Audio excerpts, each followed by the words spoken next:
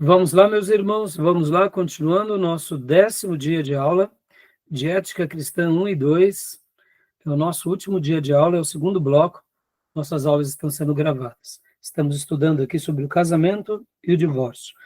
Vamos continuar falando sobre esse tema, e agora a gente ia entrar nos 3 argumentos, ou nos 3 pontos de vista de discordância entre os cristãos acerca do divórcio.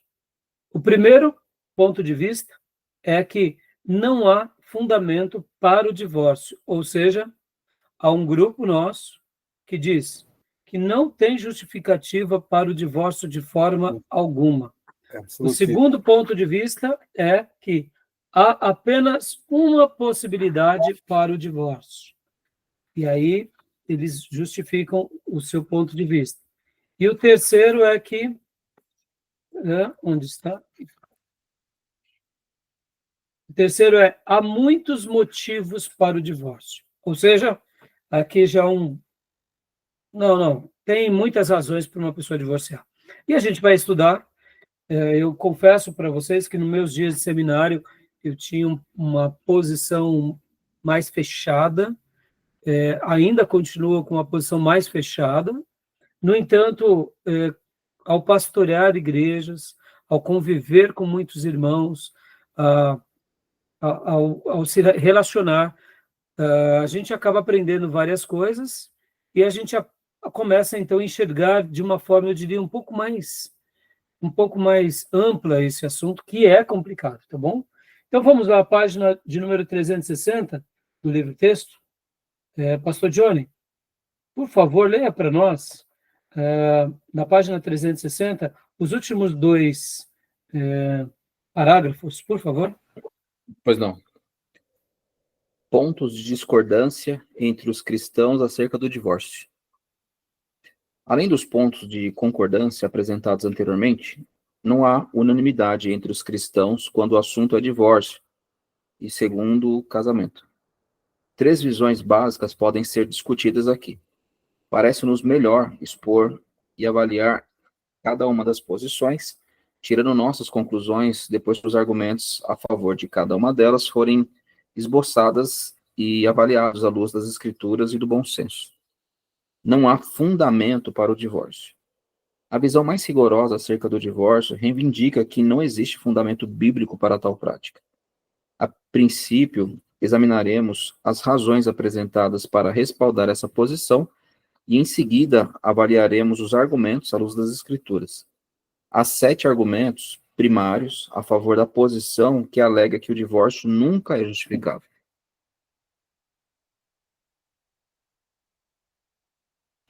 Pastor, sua voz não está saindo aqui.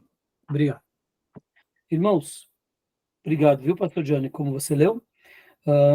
Quem defende essa linha de que não há fundamentos para o divórcio, eu diria que acaba sendo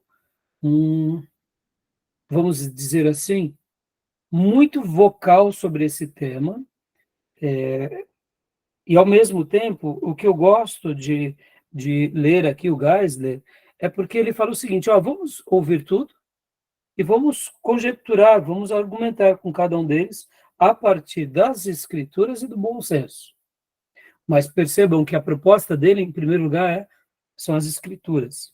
Então, esse é um posicionamento, e indiferente de que se concordamos ou não, a gente precisa aprender a partir dele. Então, pastor Johnny, ele contra-argumenta aqui 7 pontos, leia para nós apenas as primeiras linhas de cada ponto.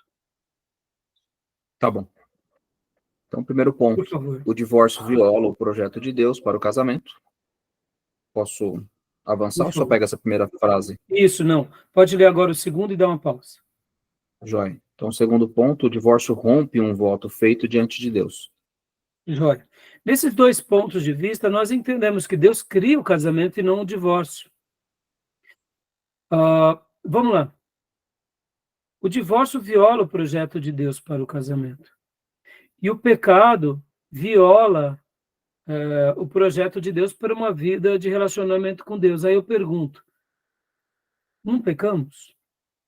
É claro que a gente não pode colocar também o pecado no mesmo pé de igualdade com o divórcio, no sentido assim, não, já pequei muitas vezes, logo isso me dá o direito de divorciar muitas vezes. Mas o que eu quero colocar como pecado é para mostrar que, assim como somos falhos, o casamento é uma expressão da nossa, o divórcio é uma expressão do quê? De que os seres humanos são falhos. Para que a gente tire um pouco daquela roupagem, né, apenas religiosa. Aqui o segundo ponto, divórcio rompe um voto feito diante de Deus. É verdade, nós não devemos quebrar os nossos votos, porque é melhor não, de fato, não votar do que votar e não cumprir. Mas quantas vezes na nossa caminhada de vida nós refazemos a nossa aliança com Deus? Porque vemos que em algum momento da nossa caminhada nos perdemos. Então, eu quero colocar aqui, já dando aqui um preâmbulo, né, para que a gente possa, de fato, ver o divórcio, mas entender que o divórcio ele é tão sério quanto qualquer outro pecado, mas também que, assim como Deus nos perdoa de qualquer outro pecado, a gente tem que saber que uma pessoa que passou pelo processo do divórcio, ela não é uma pessoa que traz sobre ela uma condenação, porque o que eu quero dizer aqui já de antemão? Quem nunca passou por um problema de divórcio ou teve problemas no casamento, é muito fácil ele julgar aqueles que estão tendo problema no casamento. É muito fácil colocar um rótulo de condenação sobre alguém que foi divorciado. E é isso, esse é o ponto que eu quero destacar aqui, para que a gente, como eu disse no bloco anterior, não trate o divórcio como se fosse uma blasfêmia contra o Espírito Santo, mas também que não avacalhe, levando o divórcio àquilo que nós chamamos de graça livre ou graça barata. Porque hoje o que tem acontecido é isso. Hoje a gente não tem problema de falar sobre divórcio. Hoje o problema do divórcio que virou que a graça barata. E vocês já sabem de pastores que já casaram aí 6, 7 vezes, né? Ou seja, avacalharam, né? Entendeu? Se um cristão passando pelo segundo casamento já é complicado, imagina um pastor. 5, 6. Eu me lembro de um pastor, Pastor inclusive. Gretchen. Oi? Pastor Gretchen. Pastor Gretchen. Boa, Júlio. Eu me lembro de um pastor. Essa eu não conhecia. Essa eu não conhecia. Boa. Boa. Muito boa, meu. Eu conheci um pastor, irmãos, que ele se colocava, né, como um grande avivalista, mas ele já tinha casado 4 vezes já. E toda vez que alguém vinha falar com ele sobre os casamentos dele, aí ele conjecturava dizendo, não, a irmã não era convertida, espiritualizava, mas já estava no quarto, entendeu? Aí eu pergunto, que avivamento é esse que sacode a vida de muitos, mas não segura um casamento? Estão entendendo, meus irmãos, aonde a gente chegou?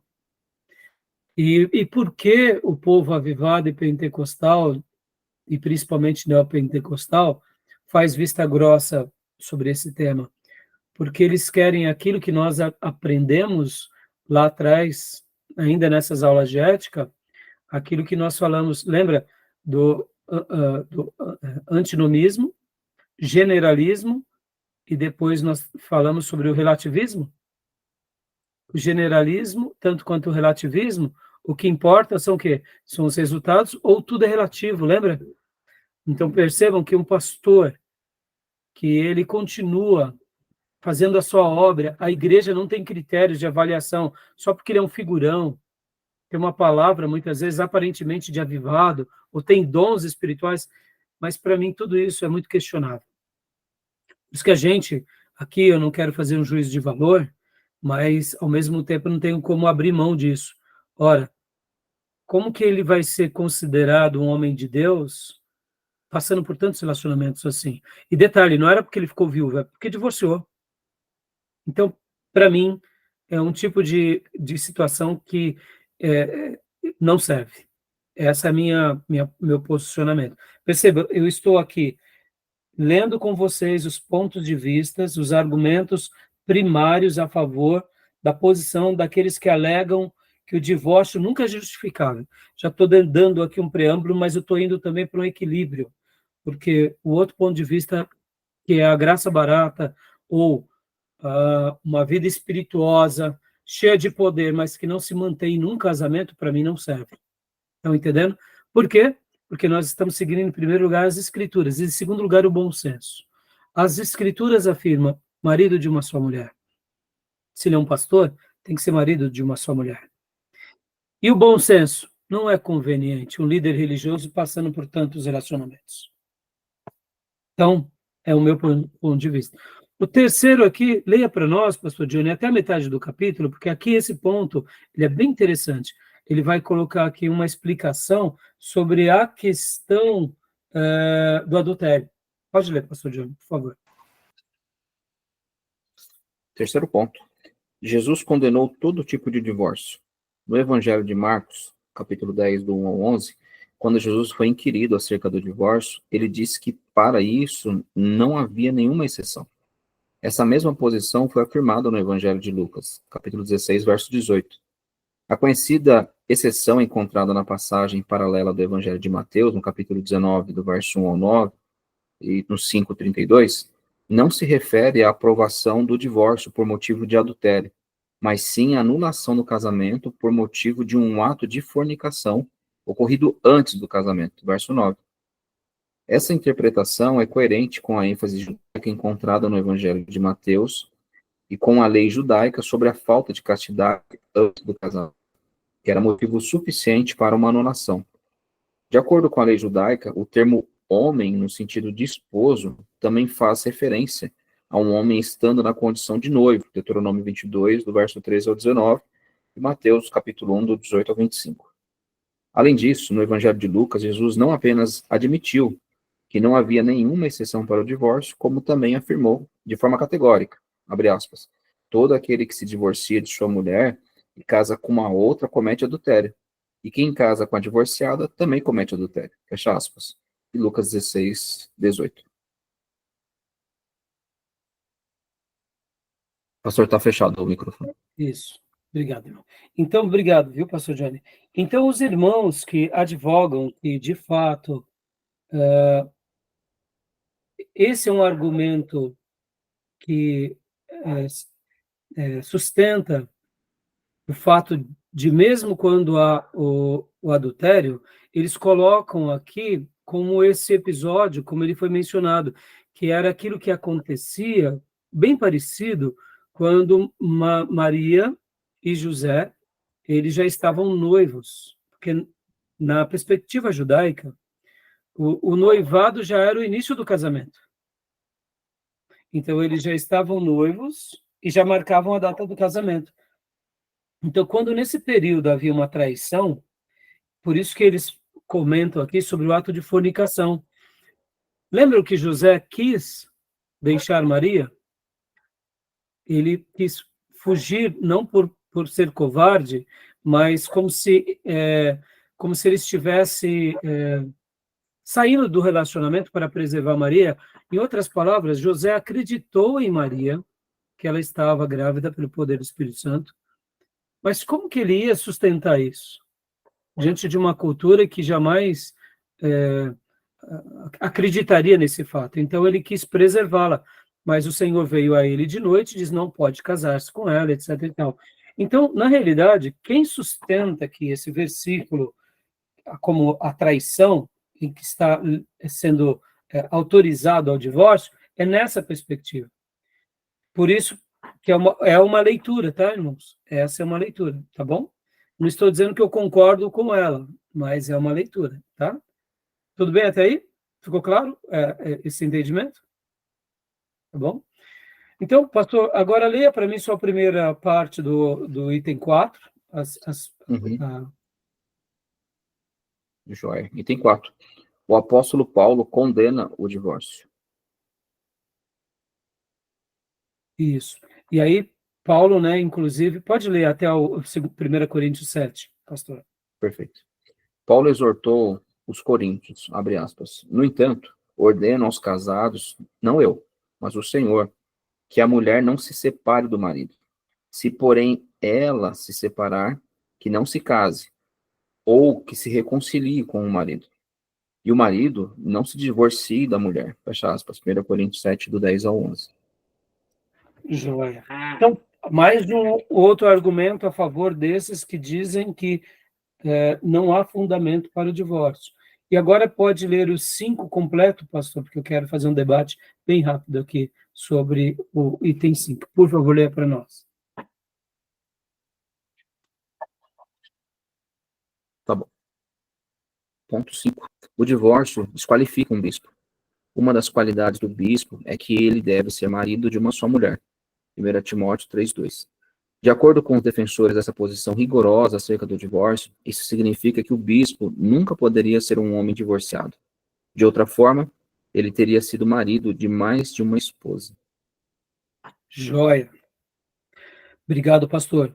Aos aventureiros, e principalmente a esses que fazem uma leitura da graça barata, quando perguntam para ele, ele diz o seguinte, ele faz a leitura que é uma só mulher por vez. Ou seja, é de ir, né, mas... É de ir, né? Mas, pastor, a Bíblia fala que você tem que ser marido de uma só mulher. Pois é. Eu sou casado só com uma, mas passou já a 5ª.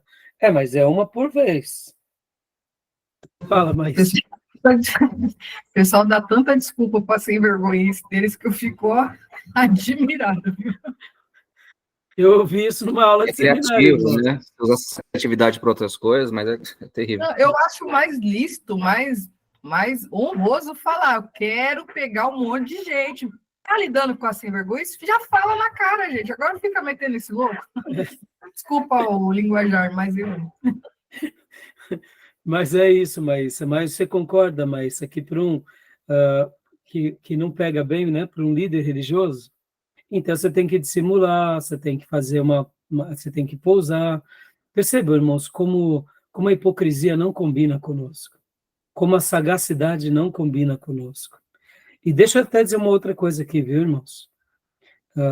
Muitos líderes religiosos que acabam querendo fama a qualquer custo, podem até ser um sociopata, mas nem todos eles são sociopata. Mas guarde isso. Quem gosta de ficar se defendendo atrás de uma roupagem religiosa, se não é um sociopata, é um megalomaníaco. Guarde isso. Porque, irmãos, se uma pessoa ela tem bom senso, ela poderia trabalhar nisso com a verdade pela verdade. Não, irmãos, eu sei que não está certo, mas eu tomei a decisão de divorciar e casei de novo. Só que aí não combina com a roupagem do sacrossanto, né? Por isso que eu chamo de megalomaníaco. Porque eles têm que dar um jeito de simulando meios para justificar a sua sem-vergonhice. E por isso que sua risada e suas palavras casam muito bem. Bom, mas voltando aqui sobre esse ponto, o divórcio desqualifica um bispo. O que vocês acham? Concordam com isso, irmãos? Casos e casos, né, pastor? Mas... eu acho que não, se ele estiver dentro daquelas exceções que Jesus coloca. Porque o cara separou dizendo que é incompletude de gênio. Aí não dá, né? Não tem condições. Aí as desculpas, né? Então, um monte de desculpa para escapar, para ter o subterfúgio para justificar o novo casamento. Com base em Jesus falou aquelas exceções, por exemplo, o caso lá, né? Que é o adultério, que é a infidelidade. Eu falo assim, que de forma extensiva, né? A fidelidade vai para o volta do casamento. Só que tem coisa que é banal, é coisa que dá para reconciliar. Mas a questão da infidelidade, da traição para o outro cônjuge não é obrigado a manter. Se ele perdoar, tudo bem. Se ele não quer ir continuar o casamento, ok. Mas ele tem esse direito de dizer, não quero mais porque fui traída. Quebrou a fidelidade. Então, obrigado, viu, Júnior? E é isso aí. Como você disse, como a Maísa, né? Há casos e casos, né? Querem comentar mais alguma coisa, irmãos? Johnny, pastor Johnny? Não, concordo com o Júnior. Calma aí. Pensa igual também. Não, pensa igual. Eu quero só destacar um único item. Existem as exceções. Jamais façamos das exceções regras. Quero lembrar de 2 grandes exceções na história.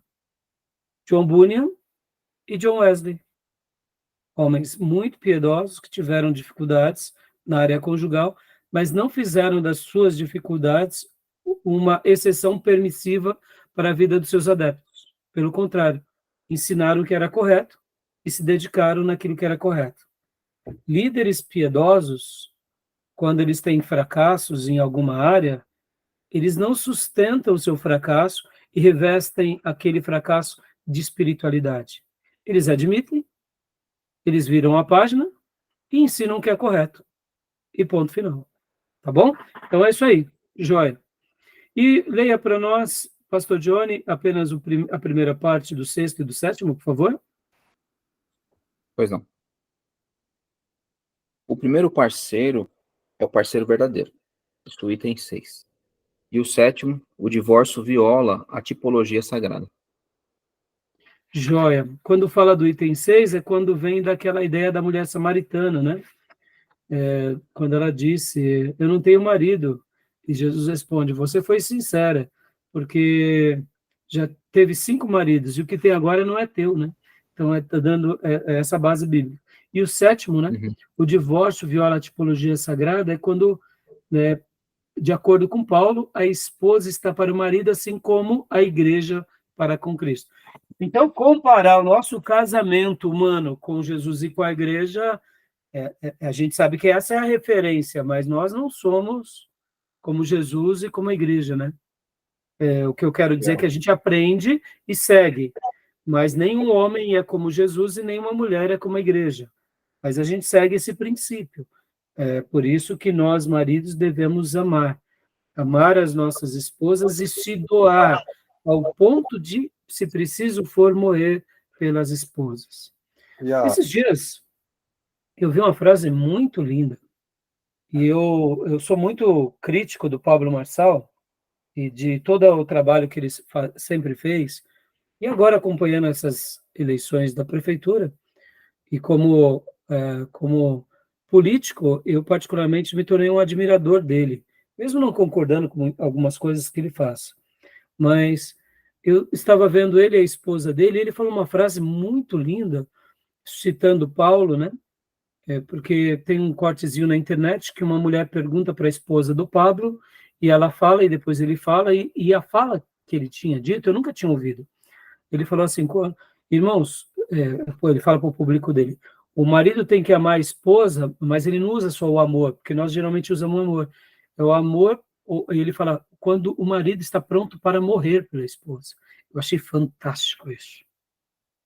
Quando eu amo a minha esposa da forma de morrer por ela, eu estou seguindo o princípio bíblico.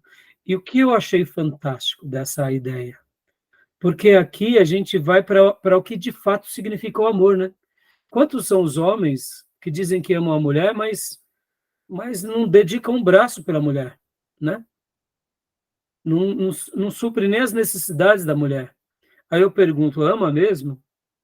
Não são os provedores da família. Que amor é esse?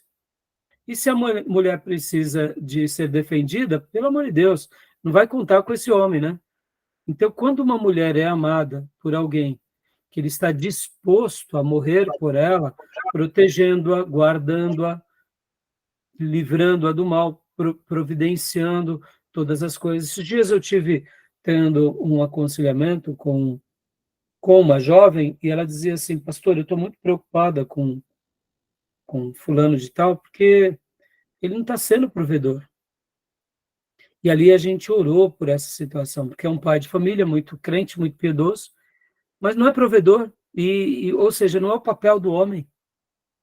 O homem tem que ser essa pessoa que ele faz o que pode e o que não pode para cuidar da sua família. Nos dias bíblicos, ele defendia dos inimigos e lutava pela família. E hoje em dia a gente tem que resgatar esse princípio. Tem que ser esse amor, né? Como me ensinou o Raimundo Fabiano, nosso querido professor. Ele cita uma frase que não é dele, que é a seguinte, o amor é o que o amor faz. Então, quando uma mulher é de fato amada por um homem, e esse amor desse homem é um amor pronto a se preciso for morrer por essa mulher, logo ela vai ser submissa a essa pessoa. Agora, quando o homem ele é um machista, que só sabe mandar, e não morre, e não dá nem um dedinho, mindinho pela mulher, essa mulher não vai ter respeito por esse homem, e não vai mesmo. Aliás, ninguém vai respeitá-lo, né? Nem os filhos. É o caso dessa jovem que relatava esse problema na sua própria casa, dizendo, pastor, eu fico vendo a situação e lamento, porque eu acabo fazendo um papel que era do meu pai. Então, é lamentável isso. Isso é um problema. Ser sacerdote do lar é trazer as responsabilidades, né? Tá bom? Beleza, meus irmãos? Então, esses são os 7 argumentos aqui daqueles que advogam como não há fundamento para o divórcio, tá bom? Pensem, conjecturem, decidam, vocês são livres para escolher, né? Tá bom? Algum comentário? Tem não sei se vocês chegaram a assistir, alguns anos atrás, uma reportagem do Fantástico, um pastor, eu não sei de que região é, mas acredito que seja das regiões dos interiores aí do país, ele a favor do divórcio, e aí apareceram algumas pessoas, né, inclusive uma senhora vira para ele um dia e falou, tô tendo sonhos, tal, e o sonho eu tô tendo relação com outra pessoa, e etc. Aí ele falou, tá certo, irmão, isso é bíblico. Aí deu uma repercussão assim absurda.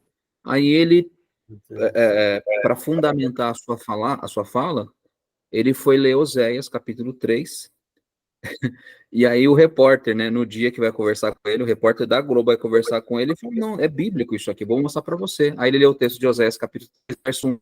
Meu Deus. Disse-me o Senhor, vai outra vez, ama uma mulher, amada de seu amigo, e adúltera. Aí, quando ele lê adúltera, ele não faz a leitura correta. Nesse ponto ele fala, e adultera.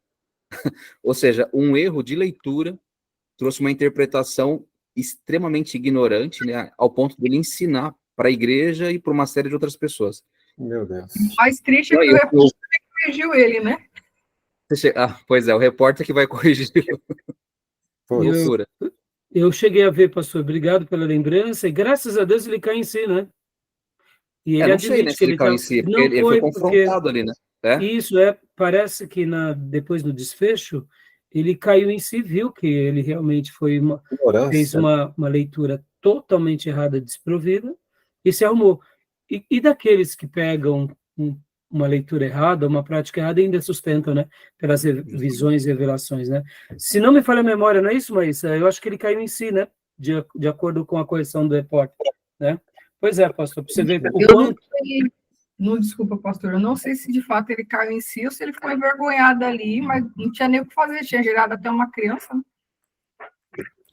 E, irmão, você vê, a gente está comentando aqui sobre essas questões, porque eu mesmo cheguei a conhecer irmãos que frequentaram igrejas independentes. Olha só como é importante a gente estar estudando, aprendendo com as experiências uns dos outros, aprendendo com um homem como Norman Geisler, discutindo, conjecturando com as experiências de grandes outros pastores, nem para que a gente vá para um extremo mundano, nem para que a gente vá para um legalismo, que a gente se aprofunde na Bíblia.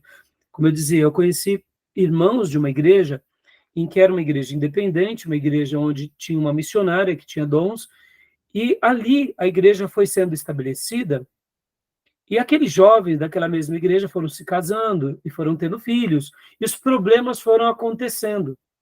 E, naturalmente, alguns casamentos viviam em muitos embates por causa de questões de temperamento, e ali a missionária, muitas vezes, para tentar solucionar os problemas, via que o irmão A combinava melhor com a irmã B. E o irmão C, então ela dava um jeito de unir esses relacionamentos meio que, não, irmão, é assim mesmo, eu vejo que você não combina muito com ele, ou seja, olha que balaio de gato. Por isso, ser um líder religioso não é uma brincadeira. Eu sei que muitas pessoas iniciam com piedade, mas por isso que sobre nós repousa uma responsabilidade muito grande, e a gente vai ser julgado por cada uma dessas decisões. Tratar agora sobre o divórcio não é algo leviano. É uma realidade que está diante de nós, mas a gente tem que ser muito criterioso. Para quê? Para que não erre, para que a gente tente lutar pelo casamento. E quando ocorrerem as exceções, que a gente possa tratar como, de fato, exceções. Nunca como regras. Né? O caso que ele usou aí foi tão infeliz do contexto de Oséias, que Oséias não é para divórcio. A referência é para manter o casamento. É casar com a adúltera, né? Exato, é totalmente o contrário, porque Deus faz isso com Israel. Ali é o exemplo típico: Israel é infiel, infiel, infiel. É, E a figura do marido é Deus que ama o infiel, Israel. exatamente. Joia. Então, agora, irmãos, vamos para o próximo ponto, que é: há apenas uma possibilidade para o divórcio. Leia para nós, Maísa, por gentileza, página 362. No meio da página, por favor. 362, né? Isso. Há apenas uma possibilidade para o divórcio. Muitos cristãos acreditam que há apenas uma causa justificada para o divórcio, o adultério. O casamento de pessoas divorciadas não é permitido, uma vez que elas estariam vivendo em pecado. Mateus 5:32. Esse argumento baseia-se em várias considerações. 1. Jesus afirmou explicitamente que o adultério constitui motivo para o divórcio. Os proponentes dessa visão favorecem a interpretação de Mateus 19:9, como apresenta na versão Almeida século XXI. Mas eu vos digo que aquele que se divorciar de sua mulher, a não ser por causa de infidelidade, e se casar com outra, comete adultério, grifo nosso. Eles apontam para vários fatores que são favoráveis a essa posição. A palavra grega utilizada é porneia, que se refere a práticas sexuais ilícitas, envolvendo tanto pessoas casadas como não casadas. Ver Atos 15:20 e Romanos 1:29. Nessa mesma passagem, a palavra é usada em paralelo com a palavra adultério, indicando com isso um intercambiamento entre ambas. Pode continuar lendo, por favor, Maísa, porque são 3 parágrafos bem objetivos, né? 2. Jesus repetiu essa exceção em uma passagem paralela. Jesus não apenas afirmou que o adultério é motivo para o divórcio quando foi questionado sobre o assunto. Ele também afirmou a mesma verdade no Sermão do Monte. Eu, porém, vos digo que todo aquele que se divorciar de sua mulher, a não ser por causa da infidelidade, torna adúltera. Quem se casa com a divorciada comete adultério. Mateus 5:32, grifo nosso. Tendo em vista a repetição da exceção no Sermão do Monte, argumenta-se que as outras referências em Marcos 10:1-9, Lucas 16:18, e que nenhuma exceção é mencionada, precisam ser entendidas à luz da exceção ao adultério claramente mencionada em Mateus. Ou seja, obrigado, Maísa, até aí. Fica muito claro sobre essas duas passagens que aqueles que advogam que só há uma possibilidade para o divórcio, que é baseado aqui no adultério. E agora leia o último texto para nós, Maísa, por favor. Antes da Maísa, eu queria fazer só uma pergunta. Pois não. É o caso da regra, né? O caso do adultério. Naquele caso que a pessoa é casada e o marido é um crente, mas ele vira desviado e vira um cara violento que Satanás atenta contra a vida dela, e o que fazer? Então, aí a gente vai entrar no terceiro item já já. Ah, tá. No terceiro item, né? A gente vai chegar lá. Então, por favor, Maísa, por favor. Página 363. 3. Paulo concorda com a visão de Jesus sobre o divórcio. Paulo afirmou a posição de Jesus sobre o divórcio em caso de adultério, pelo menos implicitamente, se não o considerarmos explicitamente. Ao indicar a autoridade de Cristo e relembrar as suas palavras sobre esse assunto, o apóstolo foi bastante cuidadoso e valeu-se de frases como: não eu, mas o Senhor. 1 Coríntios 7:10. Até mesmo quando Paulo dizia eu, não o Senhor, ele não estava contradizendo Jesus, mas meramente notando que, embora Cristo nunca tivesse falado do assunto em particular, ele havia concedido a Paulo a revelação necessária, por meio do Espírito. Desculpa. Conforme 1 Coríntios 2:13, 7:12, 40, 14 e 37. Além disso, alega-se que Paulo reconheceu a legitimidade do divórcio, mas se o incrédulo se separar, que se separe. Nesse caso, nem o irmão nem a irmã estão sujeitos à servidão, pois Deus nos chamou para vivermos em paz. 1 Coríntios 7, 15. Ótimo, obrigado, Maísa. Então, irmãos, olha só que interessante. Aqui já tem uma outra parte importante. Há aqueles que advogam que não tem justificativa para o divórcio.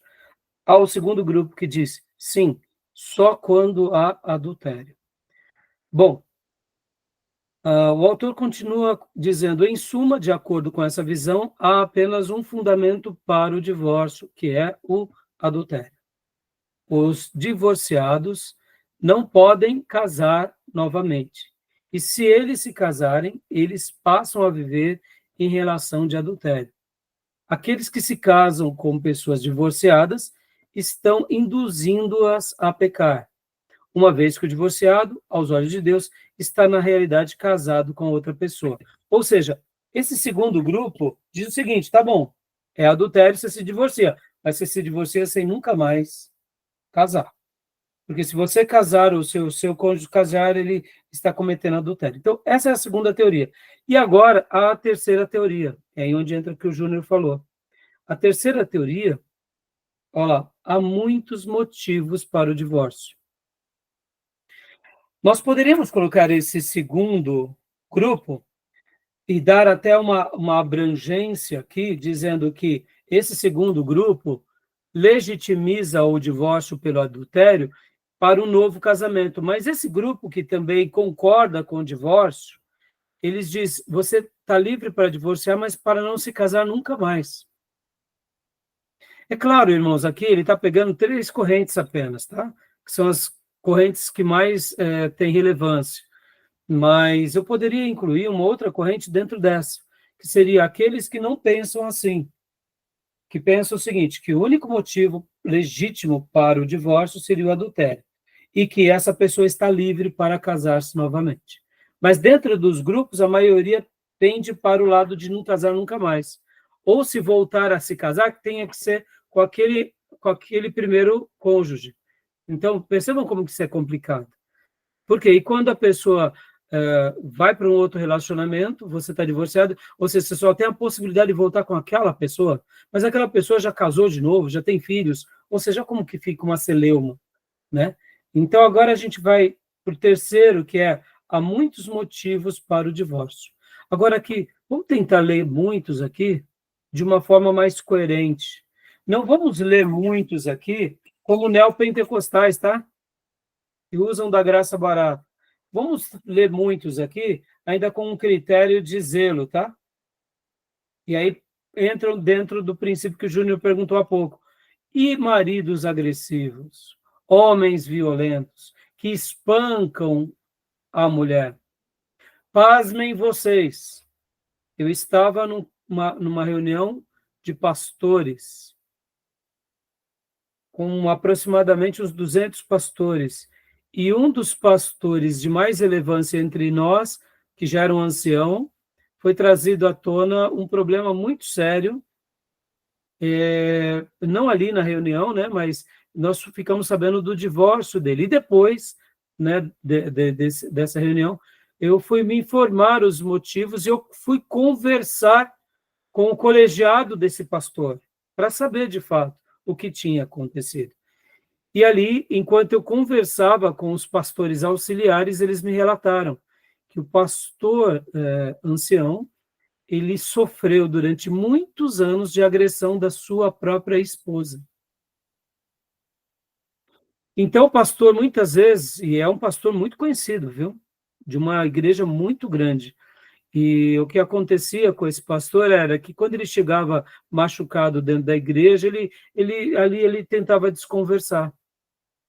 Os filhos viram a vida toda o pai apanhando da mãe, o pastor apanhando da esposa. Chegou um dado momento que ficou tão vexatório que os próprios filhos falaram, chega. E aí abriram um jogo para a comunidade e pediram o socorro da comunidade. E ali o pastor, então, relatou tudo o que ele sofria calado há muitos anos. A esposa era muito violenta e machucava o pastor. Machucava mesmo. Os filhos viram essa realidade o tempo todo e aquele homem apanhava calado. Mas chegou um dado momento que os filhos não aguentaram, fizeram uma denúncia. Pasmem vocês, geralmente é o contrário, né? É E Lei aí Maria, ele vê... Hã? Lei Maria do João. Então, tem a Maria da Penha, né? E tem João. a Isso é do João. lei do João, né? É. Eu não sei se existe, de fato, existe? Não existe, né, Júnior? Tem a Não. Maria da Penha, e eu poderia dizer que poderia ser criado, nesse caso, o João do Carrão.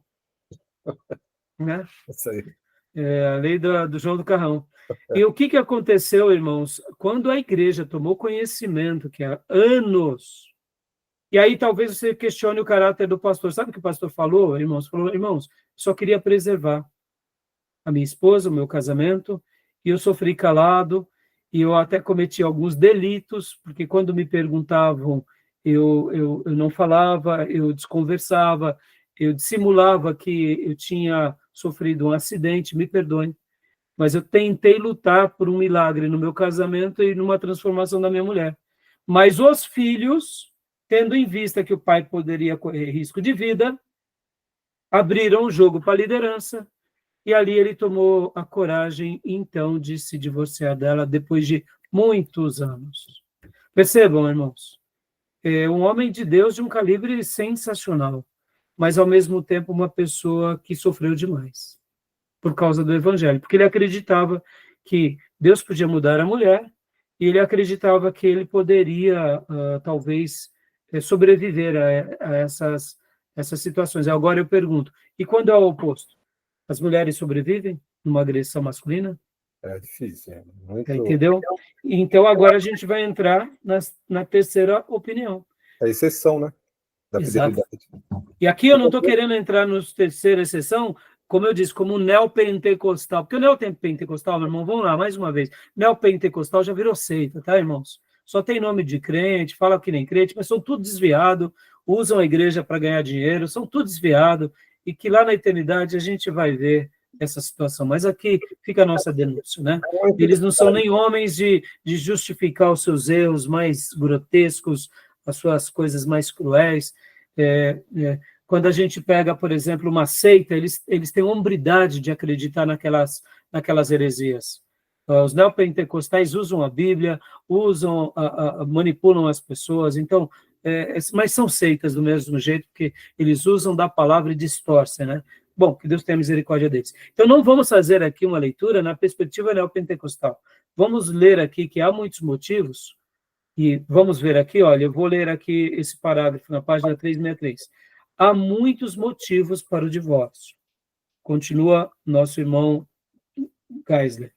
O termo muitos, entre aspas, aqui se refere a 2 ou mais motivos.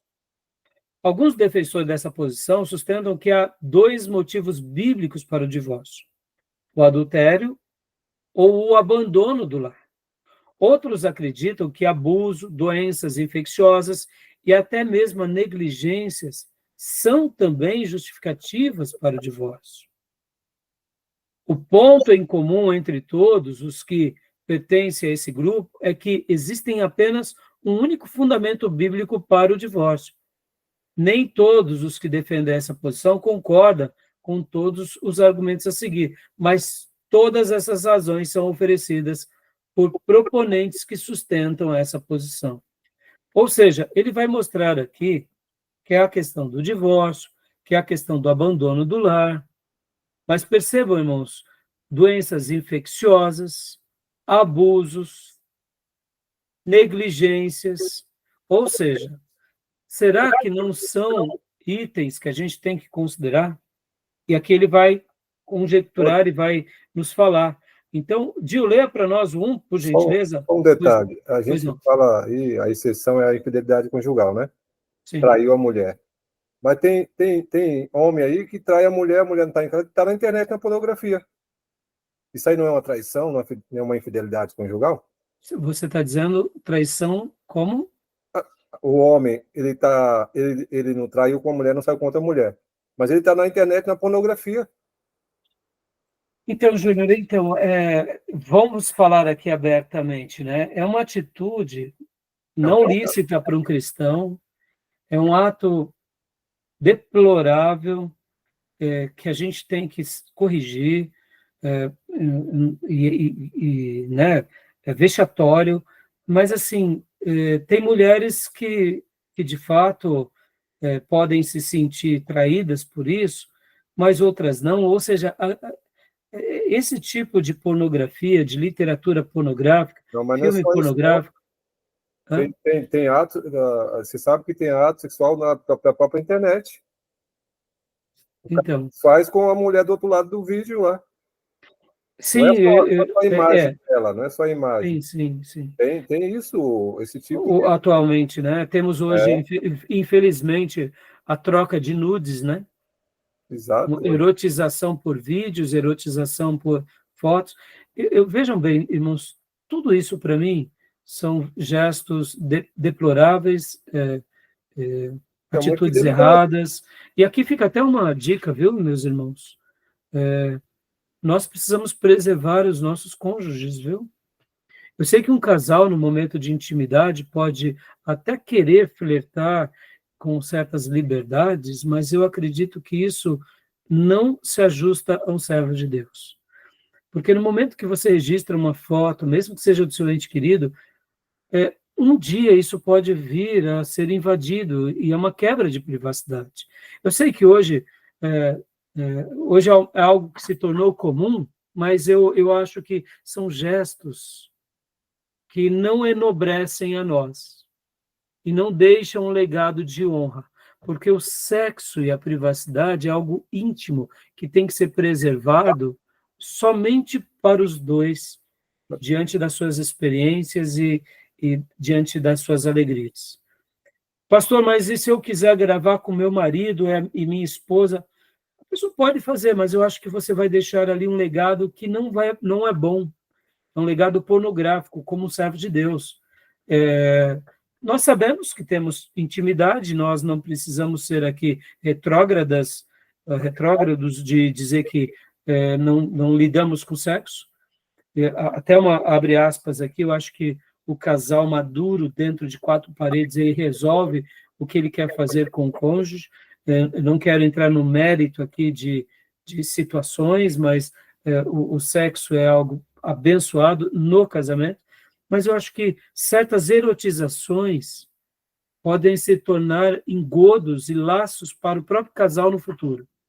Pode abrir precedentes e pode gerar vulgaridades. Então, agora, sobre o que você falou, Júnior, são coisas mais novas, né? Mas seria um gesto também decoroso e vexatório, né? Também na questão da infidelidade. Não necessariamente ele saiu com aquela mulher e traiu a mulher com a outra. Isso aí já é uma traição.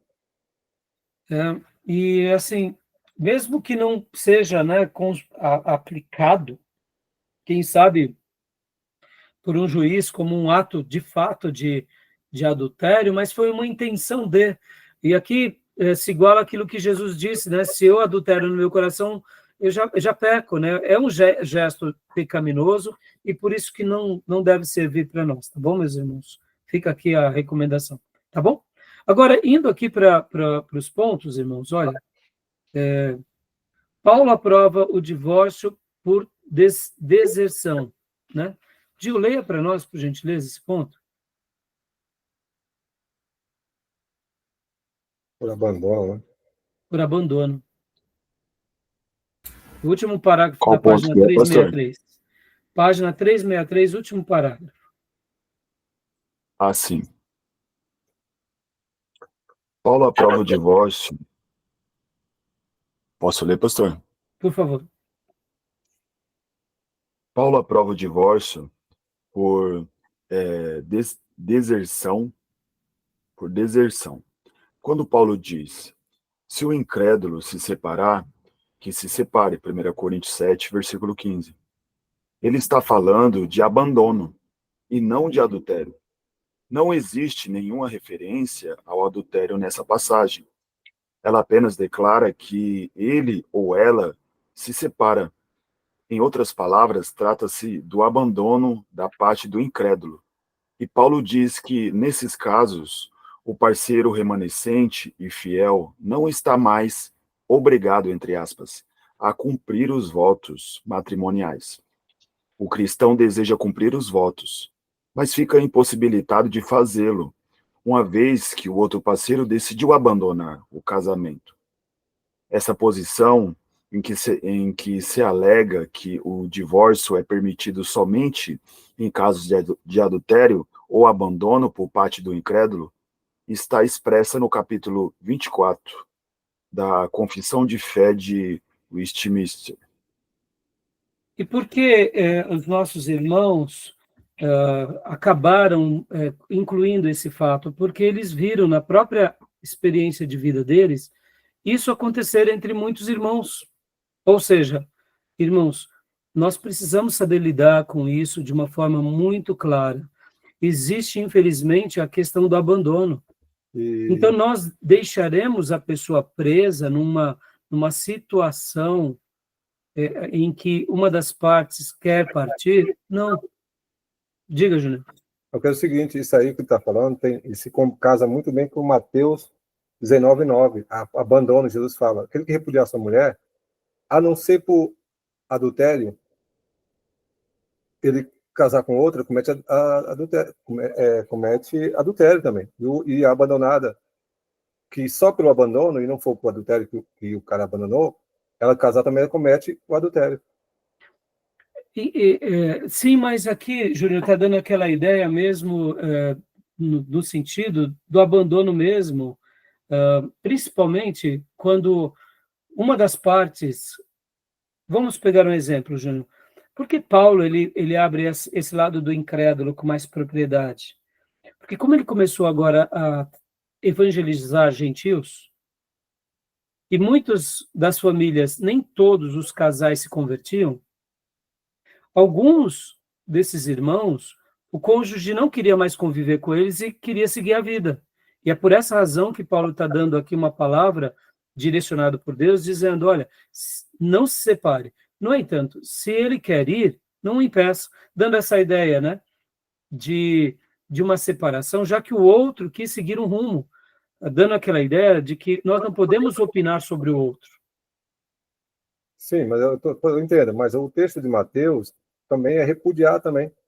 Só que lá dá uma ideia, talvez um pouco diferente, no sentido de, vamos dizer assim, como foi no caso daquela igreja que eu mencionei há pouco. Não está dando certo com essa, troca, sabe, uma ideia mais entre o próprio povo, aquela ideia mais comum da carta de divórcio, porque se concorda que, assim como o divórcio, ele nasce por causa da dureza de corações, a questão também da poligamia nasce por causa da dureza de coração. Sim. E o que acontece? Numa cultura que vai valorizando isso, chega uma hora que avacalha, né, Júnior?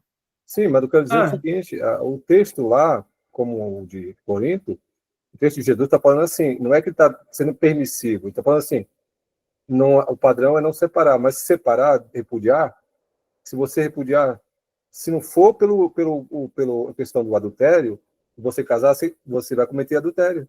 Ou seja, está dizendo não é para casar. Sim, não é para casar, exato. É que aqui, como a gente já está abrindo outras possibilidades para o divórcio, aqui seria o abandono nesse sentido, né? Porque, esquecendo aquele argumento, né?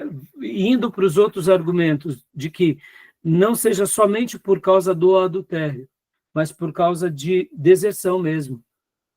A pessoa simplesmente quis ir. Né, pensando nesse princípio, vamos imaginar aqui, Paulo, ele estava escrevendo... Para separar, eu entendo, para poder... Há a possibilidade nesse caso. Desse caso, exato. Só que no caso ele não pode casar. Então, aí onde entra a compreensão desse terceiro motivo, Júnior. Porque há muitos motivos para o divórcio. No entanto, como ele disse aqui, o termo muitos, aqui referido, né, o termo, voltando um parágrafo acima, o termo muitos aqui se refere a 2 ou mais motivos. Alguns defensores dessa posição sustentam que há 2 ou mais motivos bíblicos para o divórcio: o adultério ou o abandono do lar. O Entendi. marido, vamos pegar um caso aqui, Júnior, bem típico da nossa cultura. O nordestino sai lá do Nordeste, vem trabalhar em São Paulo. Chega aqui, ele arruma 2 outras mulheres. E a mulher lá está piedosa, esperando o marido, e ele está aqui já com 5 filhos, de 3 relacionamentos, e ele quer ainda a mulher lá, mas ela é serva de Deus, ou seja, ele abandonou o lar. Sim. Ele veio para trabalhar aqui, ele se ajeitou. E aí, nesse caso, a compreensão desse terceiro grupo é: não, ele abandonou. E não, ele não está livre. Porque, pense assim, Júnior, né? O divórcio é sempre o pior caso. No entanto, a gente não pode escravizar uma irmã em nome de Deus, de que ela tem que esperar o João, que está aqui em São Paulo há 20 anos, que já teve 3 famílias e tem 10 filhos, que ele vai voltar para ela. Entendi.